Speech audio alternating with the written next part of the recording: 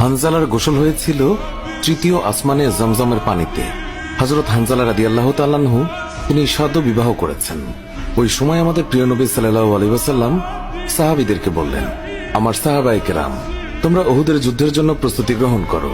রাসূলুল্লাহ সাল্লাল্লাহু আলাইহি ওয়াসাল্লাম হযরত হানজালা রাদিয়াল্লাহু তাআলা আনহুকে বললেন, হানজালা, তোমাকে যুদ্ধে যেতে হবে না। তখন হানজালা রাদিয়াল্লাহু তাআলা আনহু বললেন, ইয়া রাসূলুল্লাহ, আপনি যুদ্ধে যাবেন, কাফেরদের সঙ্গে যুদ্ধ করবেন, আর আমি সেখানে না গিয়ে স্ত্রীর সঙ্গে আমোদ প্রমোদ করব? এটা আমি সহ্য করতে পারবো না, আমাকেও যুদ্ধে নিয়ে চলুন। রাসূলুল্লাহ সাল্লাল্লাহু আলাইহি ওয়াসাল্লাম তখন বললেন, হানজালা, আমি তোমাকে আদেশ দিলাম, তুমি বাড়িতে থাকো, তোমাকে যুদ্ধে যেতে হবে না। হানজালা তখন নবীর আদেশ শুনে কাঁদতে কাঁদতে বাড়ি চলে গেল।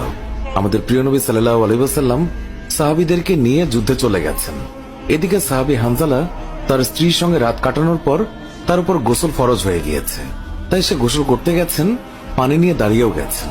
এই সময় মদিনার গলি থেকে কেউ একজন চিৎকার করে বলছিলেন, মদিনার মুসলমানরা, তোমরা কার জন্য জীবিত থাকবে? তোমাদের প্রিয় নবীকে কাফের মুশরিকরা শহীদ করে দিয়েছে।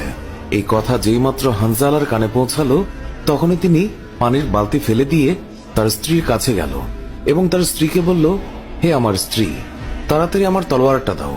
যে কাপুরুষরা আমার নবীকে শহীদ করেছে, যে কাফেররা বিশ্বনবী হযরত মুহাম্মদ সাল্লাল্লাহু আলাইহি ওয়াসাল্লামকে হত্যা করেছে, আমি তাদেরকে ছাড়ব না।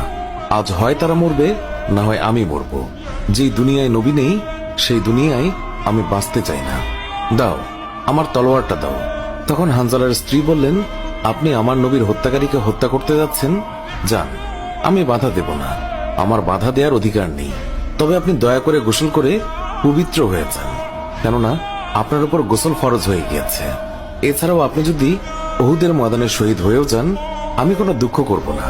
উত্তরে হানজালা বললেন, না, যদি আমি গোসল করতে যাই, তবে আমার নবীর হত্যাকারীরা কিছু সময়ের জন্য হলেও বেঁচে থাকবে, এটা আমি হতে দিতে পারি না। আমার যেই দুনিয়ায় আমার নবী বেঁচে নেই, ওই দুনিয়ার পানি দিয়ে আমি গোসল করতে পারি না। এই বলে তিনি তলোয়ার নিয়ে চলে গেলেন। উহুদের ময়দানে